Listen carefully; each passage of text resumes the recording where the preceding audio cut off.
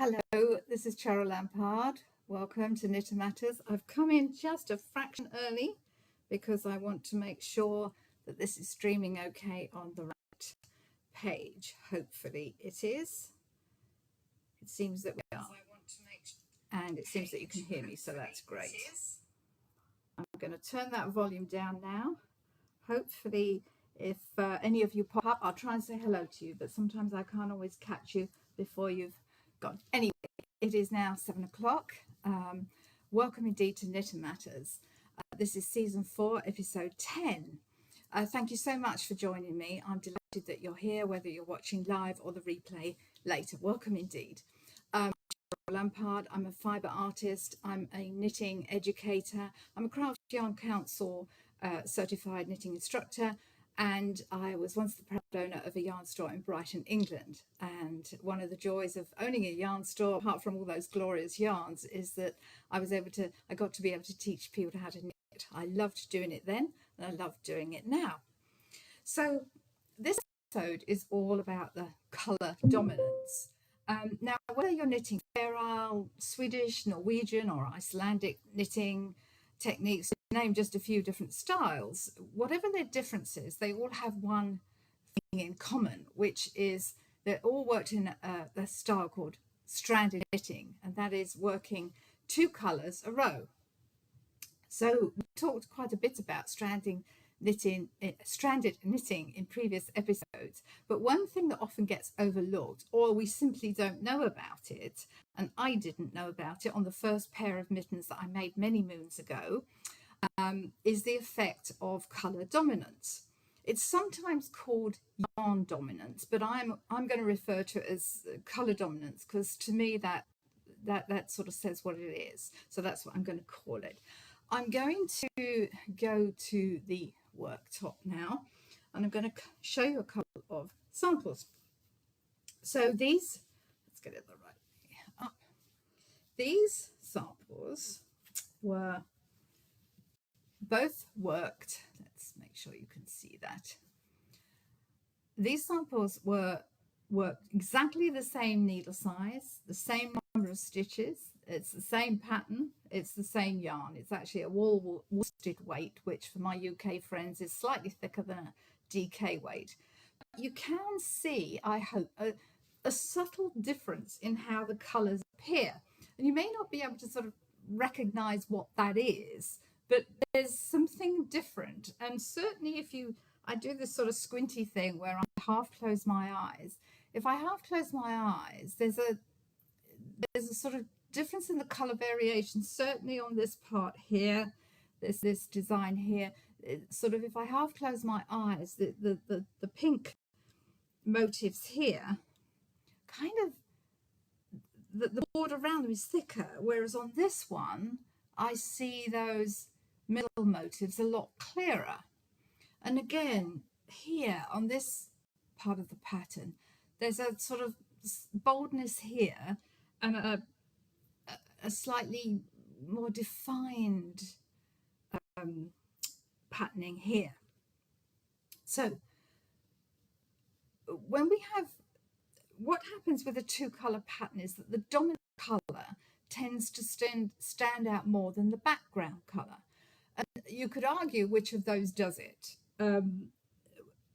When my husband first saw these samples, he described them as, he immediately said, oh yes, he said, you know, I'd call this my winter sweater because it seems to be kind of thicker and bolder, and this my summer sweater, it's sort of crisper and sharper looking. So it might be hard to define what those differences are, but they're very subtle. Now, when the contrast colour here on this one, the contrast colour is the grey here. This is the dominant colour. So it's not surprising that that looks a little bit thicker, a little heavier. When the main colour is dominant, my main colour here, this is the dominant colour here, and I'll explain that more as we go along. You'll see what I mean.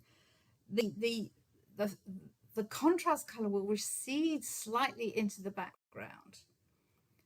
making the design seem maybe a little weaker, a little more delicate.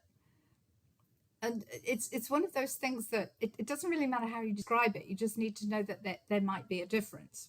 So why does this happen? Well, this happens because when we're knitting with two colours, regardless of our knitting style, I can take that off now, my little label there. I'm coming back to these in a second. When we are knitting with two colours, regardless of which whatever style we knit, one yarn is brought over the top of the other and one is carried below it. If I turn this round, the yarn that's carried below the other travels farther to get, so this one you can see the pink is carried at the top and the grey is below. So that's my dominant colour here. So the yarn that's carried below the other travels further to sort of get to the needle. So it makes a slightly looser and taller stitch. So it makes it stand out more. Conversely, the yarn that's brought over the top has less difference to travel. So it results in a slightly smaller stitch that tends to recede into the pattern. So if I get the corresponding one here, my grey is the dominant colour. So this is my corresponding piece. So let me show you it again. On the reverse side, because my dominant yarn is the grey, that's carried below my yarn, my main colour here is over the top. So this one, I'll get a slightly looser and taller stitch, so it pops out a little bit more. And this yarn has less distance to travel, so it results in a slightly smaller stitch that tends to recede into the pattern, which is the case with the other one. So on this one, my grey is my dominant, and on this one, my pink is the dominant. So there's a slight difference. It's not huge, but it's there. Now, we may think, oh, I'll come back to that. Okay. So does it matter how you hold the yarns? Well, it doesn't actually. I'm going to demo on this what I've done, and you might be working, a lot of stranded knitting is done in the round, so purling back isn't the case, but because I wanted to demo this and how I did it flat, so I will be purling back on that. So my preference, I like to work stranded knitting with one colour in each hand. So my preference is to hold the dominant colour, which in this case is the grey, in my left hand. Now, usually the colour in your left hand will be dominant over the one in your right.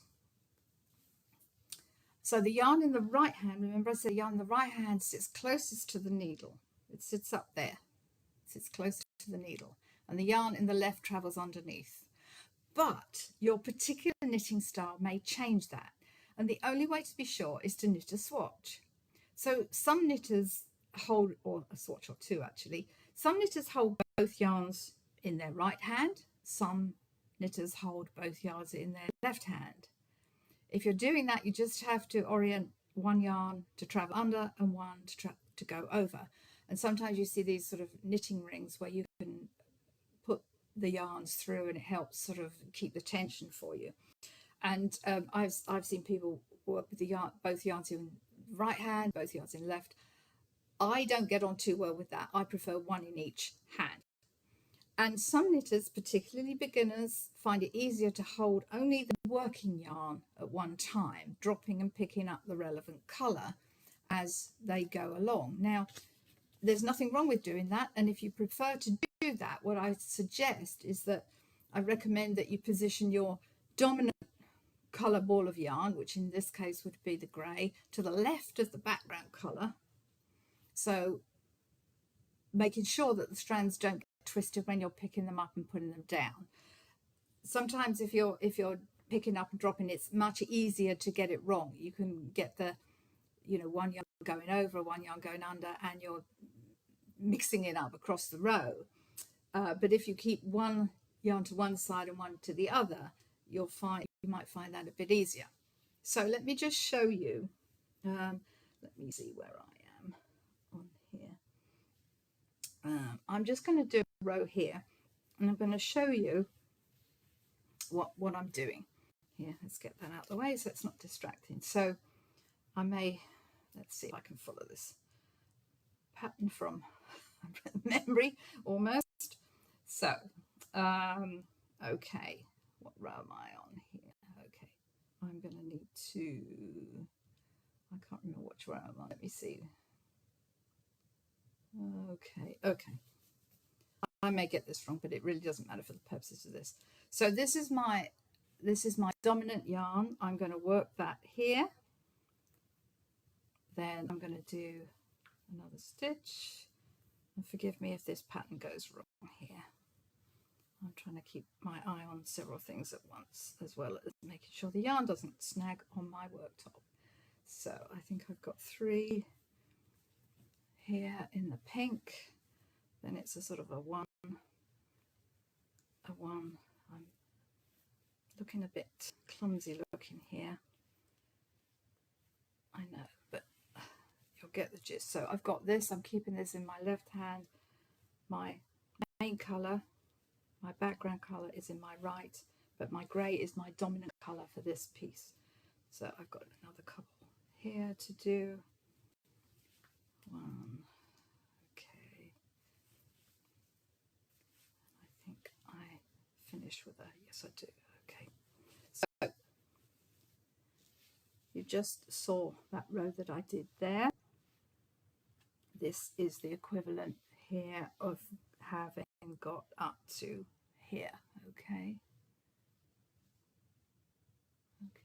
I have to remember to move the mouse around, otherwise I lose the picture. Okay, so let me show you the back of that. And you can see, as I say, my grey is running below. This is what I want. This has got to travel further, so it results in a slightly taller stitch, a slightly fatter, looser stitch, because it's travelling further. Let me show you on the purl side, which you wouldn't always do. If you obviously, if you're knitting in the round, you wouldn't be doing that. What this is row 8. So now I'm not so clever with this hand with the purl side when I'm trying to demonstrate, so I'm just going to use my finger to take it over the, so I would be purling, so I'm going to be doing that. Hope you can see that okay. Just let me get the row started. I've got 3 of these pink ones, then I do a dark one, 3 more,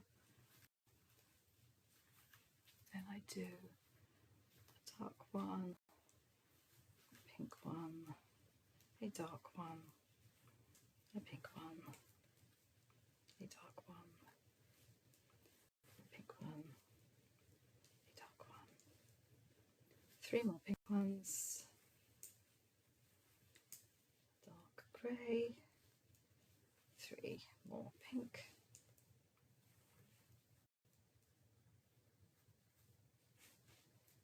sorry, just finished that row there. Okay, so again you can see that my pink is travelling closest to the needles and my grey is below. So does it matter which colour is dominant? No, it doesn't. Not at all. It's actually personal preference. For one project, you might prefer a bolder, stronger look. For another, you might prefer a softer, more delicate look. What does matter is being in you're actually in charge of the colour dominance. You choose where it goes. You choose which colour. What does matter is consistency.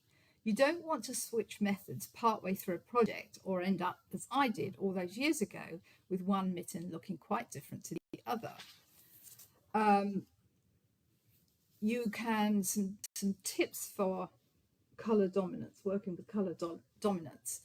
You can control which colour is dominant. Now, if you're working with higher contrast, I brought these in because I want to talk about these in a minute as well.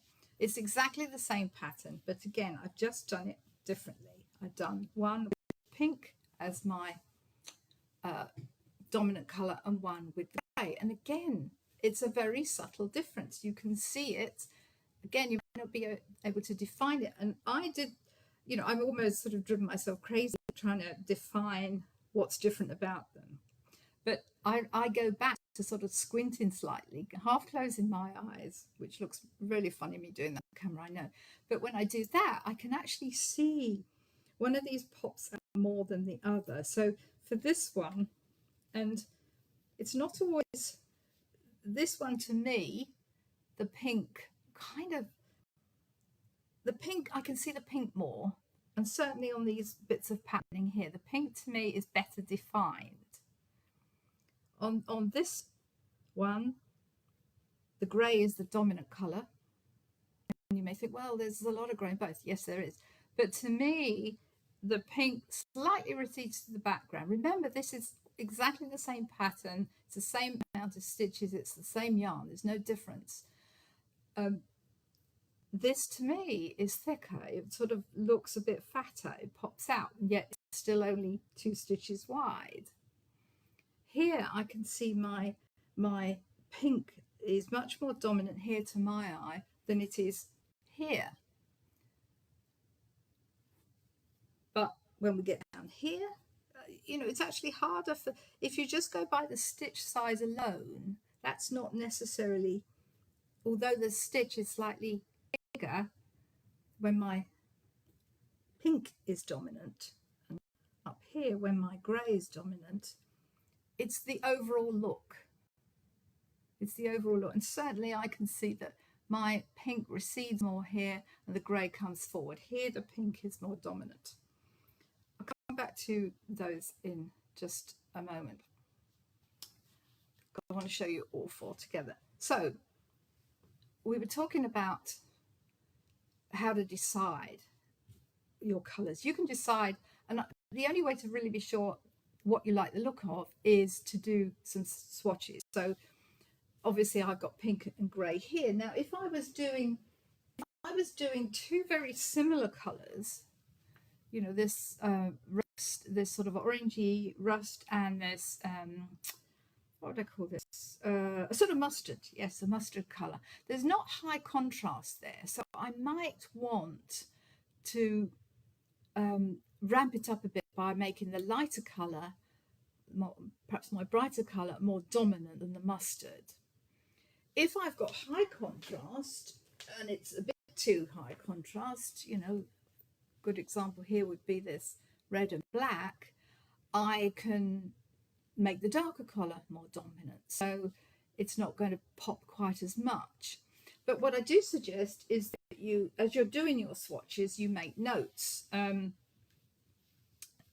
Make notes as you do them, which is your dominant colour, which hand you used it. I've written all these on a label here, so it's quicker for me to identify when I'm explaining it to students.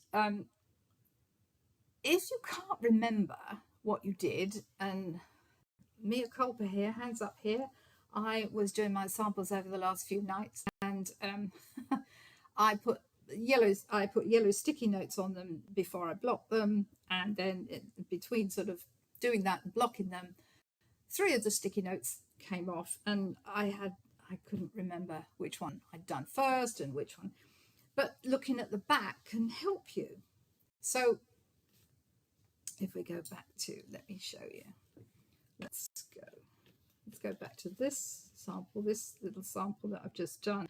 Now I know, and you saw me do it, I know that this sample, my grey, was in my left hand, and that's my dominant colour. My pink was in my right hand.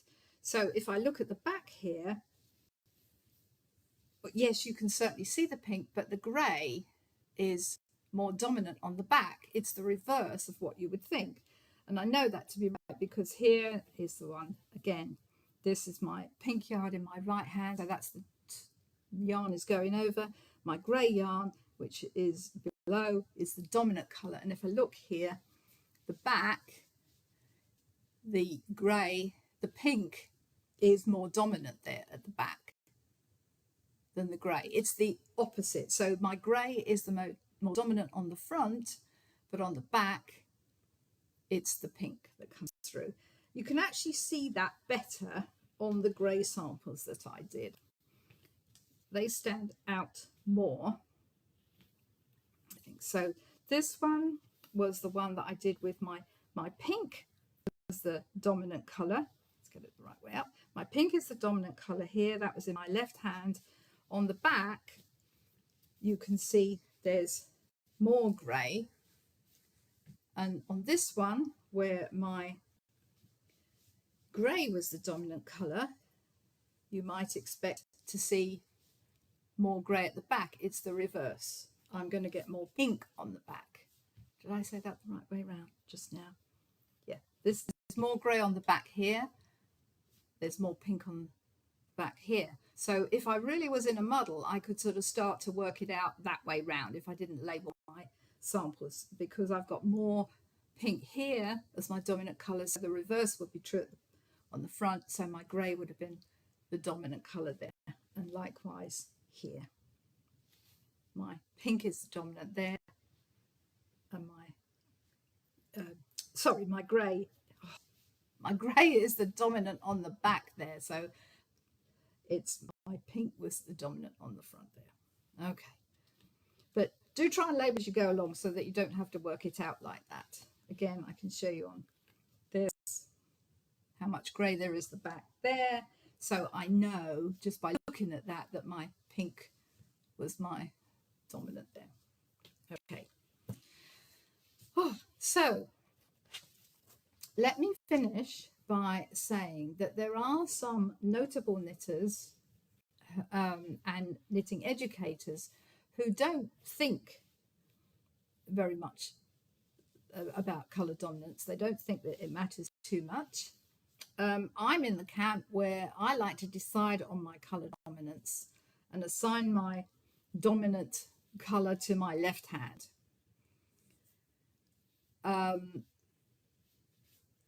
I don't switch hands during the project, so I'm just trying to get these all on the screen so that you can see them. Get them in some sort of form of order. That's my grey dominant, as is that one. That's my pink dominant. Okay, so these are, you know, obviously sort of positive and negative, if you will, of the same colours and, you know, same pattern, same swatches, but just reverse the colours out. So, as I say, I like to decide on my colour dominance, but I assign my dominant colour to my left hand. And I don't like switching hands of colours in the middle of a project, because for me, that's where it goes wrong. If you're skeptical or can't see a difference, that's absolutely fine. And it might be your style of knitting that really doesn't show it up that much. As I say, this is a theory. It's not a defined science. For all the sort of, you know, the math that we can do to show that the yarn travels further in one yarn and the other doesn't, at the end of the day, it's human hands that are knitting these swatches, and we all knit differently. Tension plays a part in it too, whether we're knitting in the round, whether we're purling back and knitting flat. You know, if you're knitting a flat piece and purling back, that can affect the stitch too. Some of us tend to knit a bit looser or tighter on purl rows, whereas if you're knitting in the round, of course, you're just knitting all knit stitches. So your tension should be a bit more even. So, you know, it's humans that are knitting these, not machines. So there's always going to be a little difference. So if you're one of the people that don't really think that colour dominance applies or can't see a difference, that's absolutely fine. I do know very good knitters who switch hands and colours all the time, so that actually the colour that has the most stitches is in the fastest hand. Try that as well. You know, if you've got a project with lots of stitches in one colour and you knit faster, you know, with that colour in your one hand, then do it that way. But it's just important to know that there is a possibility that you will get different colour definitions, certainly if you switch midway, and you may not like it. So swatching is super important, and do make notes when you swatch, because then you'll know what you did. There's nothing worse than doing the swatch and thinking, I don't know what I did. But as I say, there's ways that you can kind of reverse it, work it back. Anyway, I really hope you enjoyed that. Let me go back to full screen. If I can just find my cursor here. There we go. Let me go back to full screen. So that's it for this episode, which was season 4, episode 10.